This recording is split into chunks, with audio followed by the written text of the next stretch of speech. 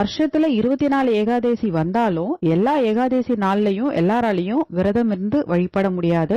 வருஷம் முழுக்க வர ஏகாதசியில விரதம் இருந்து வழிபட்டா என்ன பலன்கள் கிடைக்குமோ அந்த பலன்கள் இந்த ஒரு நாள், அதாவது வைகுண்ட ஏகாதசியான இந்த நாள் அன்னைக்கு பெருமாளுக்கு விரதம் இருந்து வழிபடுவதனால நமக்கு புண்ணியம் உண்டாகும். இந்த ஒரு நாள் நம்ம தூங்காம விரதம் இருந்து பெருமாளை வழிபட்டோம் அப்படின்னா வைகுண்டத்திற்கு செல்லும் பாக்கியம் நமக்கு கிடைக்கும் அப்படின்றது நம்பிக்கை.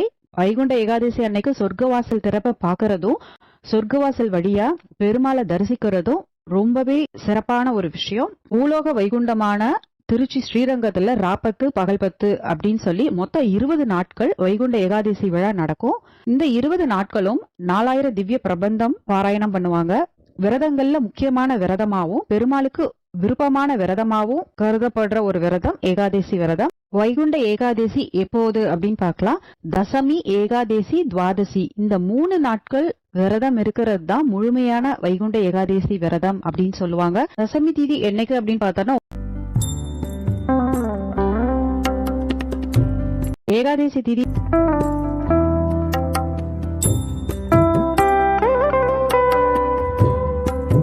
துவாதசி திதி பாரணை செய்யும் நேரம்